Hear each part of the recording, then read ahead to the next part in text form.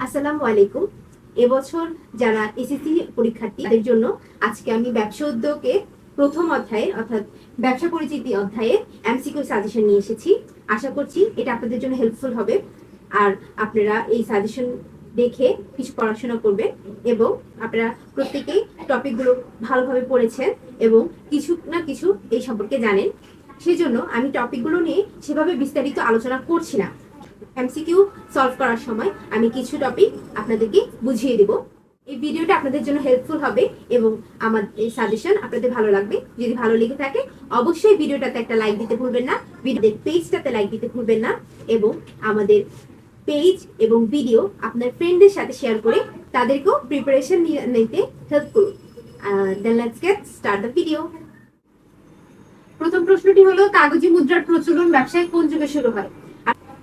আমরা জানি ব্যবসার ক্রমবিকাশের ধারাকে তিন ভাগে ভাগ করা হয়েছে: প্রাচীন যুগ, মধ্যযুগ এবং আধুনিক যুগ। আর কাগজে মুদ্রার প্রচলন হয় মধ্যযুগে। এর সাথে আরো দুটো ইম্পর্টেন্ট পয়েন্ট থাকতে পারে, যে বিনিময়ের মাধ্যম এবং ব্যবসা সংগঠনের উদ্ভাবন হয় মধ্যযুগে। আর প্রাচীন যুগে পশু শিকার এবং দ্রব্যমূল্যের বিনিময়ের মাধ্যমে ব্যবসা কার্যক্রম পরিচালিত হয় এবং আধুনিক যুগে শিল্প বিপ্লব এবং ব্যাংক ও বীমা ব্যবসায় সম্প্রসারণ ঘটে।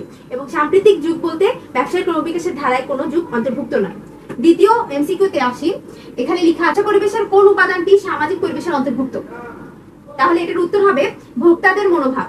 ব্যবসাকে প্রায় মোট 6টি পরিবেশ দ্বারা বিভক্ত করা হয়েছে: প্রাকৃতিক পরিবেশ, অর্থনৈতিক পরিবেশ, সামাজিক পরিবেশ, রাজনৈতিক পরিবেশ, আইনগত পরিবেশ এবং প্রযুক্তিগত পরিবেশ। এখন এর মধ্যে সামাজিক পরিবেশের উপাদানের মধ্যে রয়েছে ভোক্তাদের মনোভাব। শ্রমিক অসন্তোষ বলতে অ্যাকচুয়ালি কোনো উপাদান নেই। আর কার্যকর ব্যাংকিং ব্যবস্থা পড়েছে অর্থনৈতিক পরিবেশের উপাদানের মধ্যে। প্রযুক্তিগত পরিবেশে একটি উপাদান রয়েছে যেটার নাম হচ্ছে কারিগরি দক্ষতা। আর এখানে দক্ষতা সম্পন্ন কর্মী বলতে কর্মীদের কারিগরি দক্ষতাকে বোঝানো হয়েছে। 3 নাম্বার এমসিকিউতে চলে যাচ্ছি আমরা। কোন বন্দরকে পোর্তো গ্র্যান্ডো নামে অভিহিত করা হয়? আমরা খুব ভালো করে জানি এটা উত্তরটা হবে চট্টগ্রাম বন্দর। 4 নাম্বার এমসিকিউতে আছে, সূর্যের আলো থেকে বিদ্যুৎ উৎপাদন ও বিতরণ কোন শিল্পের উদাহরণ? সূর্যের আলো থেকে বিদ্যুৎ উৎপাদন ও বিতরণ কোন শিল্পের উদাহরণ?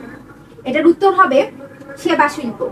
আমরা খুব ভালো করে জানি বিদ্যুৎ উৎপাদন ও বিতরণ কার্যক্রম সেবা শিল্পের আওতায় পড়ে। নির্মাণ শিল্পে রয়েছে রাস্তাঘাট বা সেতু নির্মাণ। নিষ্কাশন শিল্পের মধ্যে রয়েছে প্রাকৃতিক ভূগর্ভস্থ যে পানি বা বায়ু আছে সেগুলো আহরণ করবে, এটা হচ্ছে নিষ্কাশন শিল্পের কাজ। উৎপাদন শিল্পে শ্রম ও যন্ত্রের সাহায্যে কাঁচামালকে চূড়ান্ত পণ্যে রূপান্তর করা হয়। সূর্যের আলো থেকে বিদ্যুৎ উৎপাদন ও বিতরণ শিল্প হচ্ছে সেবা শিল্পের আওতাভুক্ত। 5 নম্বর প্রশ্ন হবে, মানব সম্পদ কোন পরিবেশের উপাদান? এটার উত্তর হবে সামাজিক।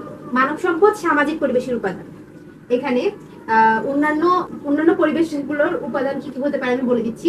অর্থনৈতিক পরিবেশে হচ্ছে ব্যবসার বিনিয়োগ, মূলধন, ব্যাংক, বীমা সংক্রান্ত উপাদানগুলো আসবে। প্রাকৃতিক পরিবেশের উপাদান আসবে নদ নদী, খাল বিল এবং বিভিন্ন ধরনের প্রাকৃতিক সম্পদ। আইনগত পরিবেশের অন্তর্ভুক্ত হবে বিভিন্ন ধরনের ব্যবসা সংক্রান্ত আইন, যেমন পরিবেশ আইন, ভোক্তা আইন বা বাণিজ্যিক আইন। 6 নম্বর প্রশ্নে খনি থেকে কয়লা উত্তোলন কোন শিল্পের অন্তর্গত? আমরা খুব ভালো করে জানি এটা হবে নিষ্কাশন শিল্পের অন্তর্গত। খনিজ সম্পদ আহরণ বা উত্তোলন নিষ্কাশন শিল্পের অন্তর্গত। প্রজনন শিল্পে উৎপাদিত পণ্য থেকে নতুন পণ্য উৎপাদন করা হয়। আবার উৎপাদন শিল্পে কাঁচামাল প্রক্রিয়াজাত করে শ্রম ও যন্ত্রের সাহায্যে নতুন পণ্য উৎপাদন করা হয়। আর নির্মাণ শিল্পে রাস্তাঘাট, সেতু ইত্যাদি নির্মাণ করা হয়। তাহলে 6 নম্বর প্রশ্নের উত্তর হবে নিষ্কাশন শিল্পে। 7 নম্বর হচ্ছে, কোনটি বাণিজ্যের আওতাভুক্ত? উত্তর হবে পণ্য পরিবহন। ভালো করে জানি বাণিজ্যকে ব্যবসার বন্টনকারী শাখা হিসেবে ধরা হয়। আর বাণিজ্য মোট 6 ধরনের উপযোগ সৃষ্টি করে থাকে: সত্যগত, স্থানগত, সময়গত, অর্থগত, তথ্যগত এবং ঝুঁকিগত উপযোগ। এর মধ্যে পণ্য পরিবহনটা হবে স্থানগত উপযোগের অন্তর্ভুক্ত। পণ্য উৎপাদন শিল্পের অন্তর্ভুক্ত। প্রাকৃতিক সম্পদ আহরণ এটাও একটা শিল্পের অন্তর্ভুক্ত। এবং বিদ্যুৎ বিতরণ এটা সেবা শিল্পের অন্তর্গত। এই তিনটেই হচ্ছে শিল্পের উদাহরণ, আর এটা হচ্ছে বাণিজ্যের উদাহরণ। বাণিজ্য শিল্পে উৎপাদিত পণ্যকে ভোক্তার নিকট পর্যন্ত পৌঁছে দিয়ে থাকে, এটাই হচ্ছে বাণিজ্যের কাজ। এই জন্য বাণিজ্যকে বলা হয় ব্যবসায়ের বন্টনকারী শাখা। 8 নম্বরে, হ্যাচারি কোন শিল্পের অন্তর্গত? উত্তর হবে প্রজনন শিল্প। আমরা খুব ভালো করে জানি প্রজনন শিল্পের সংজ্ঞা যদি করে থাকি, তাহলে উৎপাদিত পণ্য পুনরায় সৃষ্টি বা উৎপাদন করা হচ্ছে প্রজনন শিল্পের কাজ। হ্যাচারি, নার্সারি এগুলো হচ্ছে এমন একটা শিল্প যেখানে আমরা প্রাকৃতিক সম্পদকে রূপগত পরিবর্তন ছাড়াই পুনরায় আবার সৃষ্টি এবং উৎপাদন করে বিতরণ বা বিক্রি করে থাকি। পরের অপশনটা আছে নির্মাণ শিল্প। আমরা খুব ভালো করে জানি রাস্তাঘাট এবং সেতু নির্মাণ হচ্ছে নির্মাণ শিল্পের উদাহরণের মধ্যে পড়বে। সেবা শিল্পের আওতায় পড়বে বিদ্যুৎ ও গ্যাস উৎপাদন ও বিতরণ। নিষ্কাশন শিল্প ও প্রাকৃতিক সম্পদ আহরণ। হ্যাচারিটা পড়বে প্রজনন শিল্পে, অর্থাৎ যখন প্রাকৃতিক সম্পদের কোন প্রকার রূপগত পরিবর্তন ছাড়াই উৎপাদিত পণ্য পুনরায় সৃষ্টি বা উৎপাদন করা হয়, তখন সেটাকে আমরা বলে থাকি প্রজনন শিল্প। আর হ্যাচারি একটি প্রজনন শিল্প, এই জন্য এটার উত্তর হবে হ্যাচারি।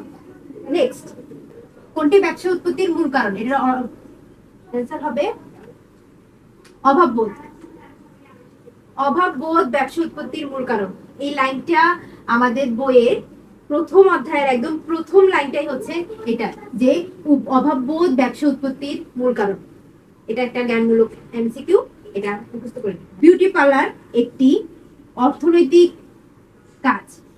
বিউটি পার্লার একটি অর্থনৈতিক কাজ, অর্থাৎ সেবা প্রদানের মাধ্যমে তারা অর্থ উপার্জন করছে এবং আয় করছে, এই জন্য এটাই একটি অর্থনৈতিক কাজ।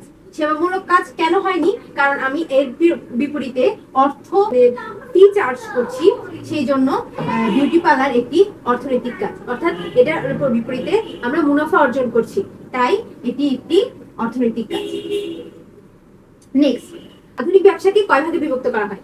আধুনিক ব্যবসাকে মূলত 3 ভাগে বিভক্ত করা হয়। আমরা খুব ভালো করে জানি সে 3টা ভাগ হলো শিল্প, বাণিজ্য এবং প্রত্যক্ষ সেবা। যদি বলা হয় শিল্প কি, শিল্প হচ্ছে কাঁচামাল, প্রকৃতি থেকে কাঁচামাল আহরণ করে তার রূপগত পরিবর্তন করা। বাণিজ্য হচ্ছে শিল্পে উৎপাদিত পণ্যকে ভোক্তা পর্যন্ত পৌঁছে দেওয়া, এবং প্রত্যক্ষ সেবা হচ্ছে নিজের জ্ঞান দক্ষতাকে অর্থনৈতিকভাবে কাজে লাগিয়ে অর্থ উপার্জন বা মুনাফা উপার্জন করা। লাস্ট ওয়ান, মালিকানা সংক্রান্ত বাধা দূর করে বাণিজ্যের কোন উপাদান? আমরা খুব ভালো করে জানি বাণিজ্যের মোট 6টি উপাদান রয়েছে, তার মধ্যে যেটি মালিকানা সংক্রান্ত বাধা দূর করে সেটা হচ্ছে পণ্য বিনিময়, যেটা সত্ত্বগত উপযোগ বা ক্রয় বিক্রয়ের অন্তর্ভুক্ত। অর্থাৎ আমরা যখন কোনো পণ্যকে ক্রয় করি বা বিক্রয় করি, এর মালিকানা পরিবর্তিত হয়, যার কারণে এটা বলা হয় মালিকানা সংক্রান্ত বাধা দূর করে। আর এই পণ্য বিনিময়টা হয়ে থাকে ক্রয় বিক্রয়ের মাধ্যমে। তাহলে আজকে এই পর্যন্তই। আশা করছি এই শর্ট সাজেশনটা আপনাদের কাজে লাগবে। যদি লেগে থাকে আমাকে কমেন্ট সেকশনে অবশ্যই জানাবেন। যদি আপনাদের কোনো কোয়েরি থাকে সেটাও কমেন্ট সেকশনে জানাতে ভুলবেন না। আর নেক্সট ক্লাসে দেখা হবে আবার। আল্লাহ হাফেজ।